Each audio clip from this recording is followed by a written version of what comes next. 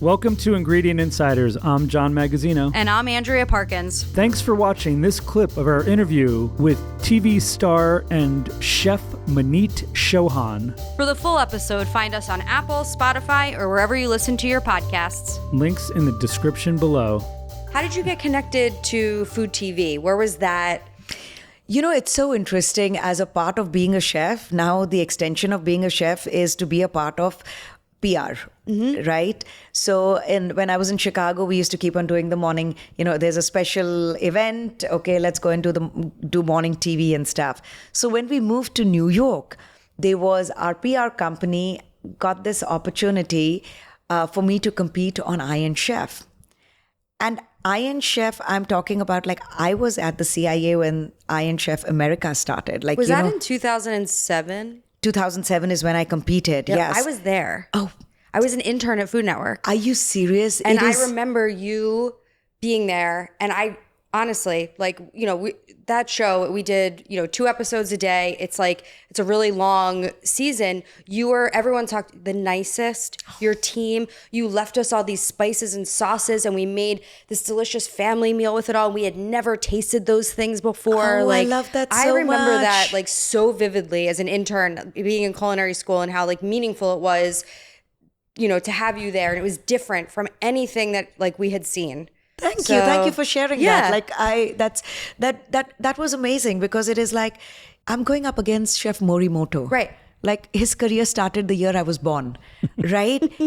He is an OG. Yeah. Right?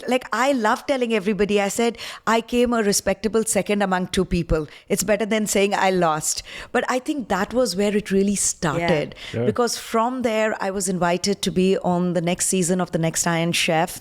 From there, I was invited to be a guest judge. I think it was the 2nd or the 3rd season of Chopped. Yeah.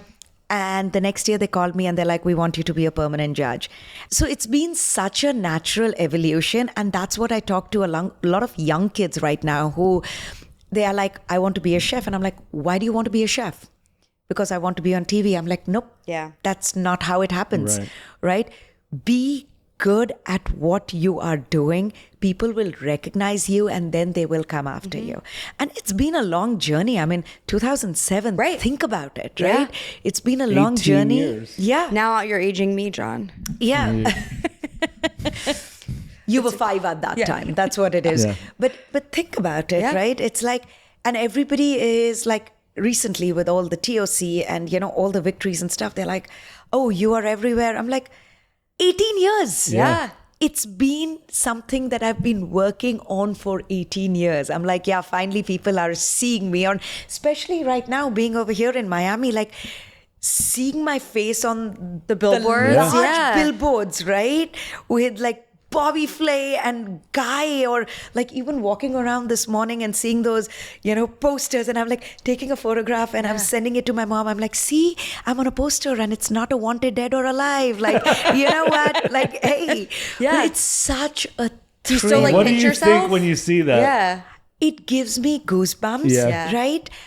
It still is. I'm like, is this really happening? Yeah. Mm-hmm. Am I working hard enough to get there? Yeah. And how do I work harder to make sure that I see this on a regular basis? Is your family still in India?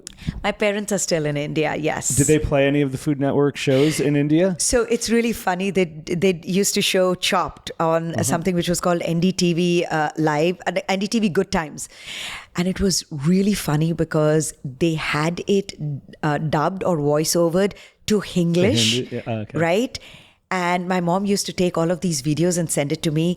And Ted and Marcus and Scott and Chris used to they would be so tickled because they would have them talk in Hindi, right?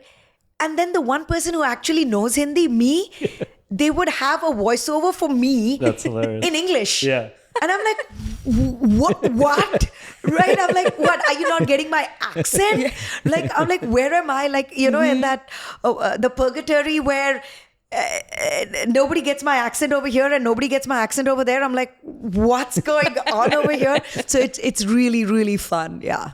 Going back to Nashville. So when you opened up there, did you find it challenging to find Indian ingredients? Because it's not the cultural I was hub. going to say, There's is not there the like an Indian the community, population yeah, there? it's not like the community you have in New York, like Jackson Heights and Queens and Right. other parts of the New country.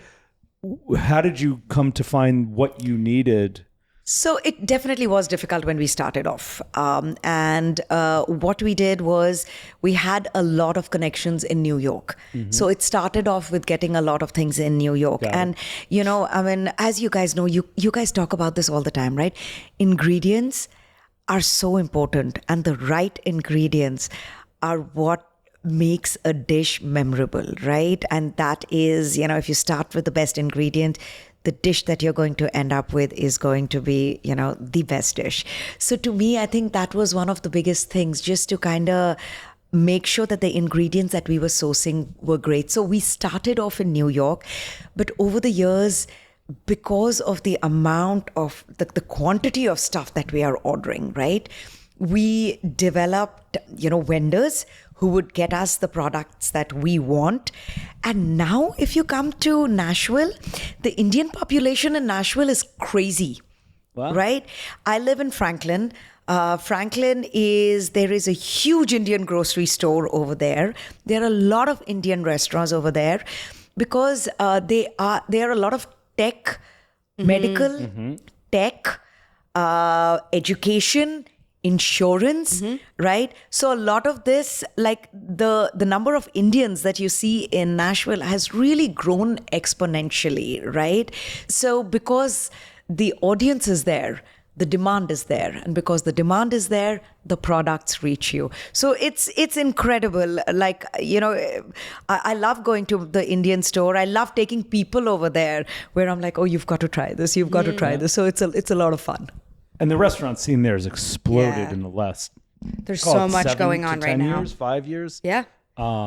Really amazing. Point to be noted, after I moved over there. I'm just Yes, exactly. You were the pioneer of all I'm telling you, I'm taking all the credit. Yes. Take the credit. It's I would. actually really interesting where we opened our restaurant. That used to be like, it was not the most desirable part, right? It was like, you know, It was like the up and sidewalks. coming, Yeah, or- it was not even up and coming. Okay. Right? It wasn't even up. It wasn't definitely not coming, right? Got it. But we were like, you know, the sidewalks had like weeds growing on that. Like that was the place. And now it is the hottest, like, corner. There is Amazon, all these swanky buildings. There's Ashurian, right? Like you name it, things have like cropped up right around. And at times I stand over there, I'm like, this used to be an empty parking lot. It wasn't even a parking lot. It was land where people used to go and park. You know, this, like, there is a huge apartment complex. There used to be nothing over there. There used to be some CD shops right around the corner where you were like the first time I'm like, why are we doing this? Yeah. But it's the way it has. Like every time I leave Nashville for a longer period and I come back and I'm driving from Franklin to Nashville, the skyline has been changing in front of me, which is just amazing. So it's like, it's gratifying to be an integral part of the growth of a city, you know, by getting different flavors and getting, you know, like, diversity. Like there is so much, which I think it makes me really proud being a part of Nashville. That's awesome. That's awesome. Let's go back to Chaat Masala. Yes. Yes. So how is Chaat Masala used in your cooking? So Chaat Masala to me is the ultimate finishing salt, Okay. right? Like that's how I finish fries. Like if I'm frying fries, we have this dish on the menu which is called the chicken tikka masala poutine, right? It's like fries which are dusted with chaat masala, and then there is, you know, tandoori chicken, and then tikka masala sauce, and then you know, ooey gooey local cheese. Like it's fantastic. But to me, chaat masala is the ultimate finishing salt. So in India, like, you know, if you're making kebabs, you're finishing kebabs with it. You're making basic chaats or salads, the chaat masala goes over there. I don't think that there is anything that you would tell me which I will say that no, chaat masala doesn't belong. We make steaks, we finish it with chaat masala. We make fish, we finish it with chaat masala. It is just like in the morning when I'm making, eggs for my kids, my daughter is like, please make sure that you put some chaat masala on top of it, right? It's just that combination of flavors. And, to me, chaat masala, if you taste it, your mouth starts watering. Like you're ready, you want a bite. My mouth's watering I know, right just now. describing in my mouth. I'm like, Thanks for listening to this episode of Ingredient Insiders. you can find the products we discussed on today's episode at chefswarehouse.com or your favorite specialty retailer. And don't forget to follow us on Instagram @Ingredient Insiders and Chef's Warehouse @Where Chefs Shop.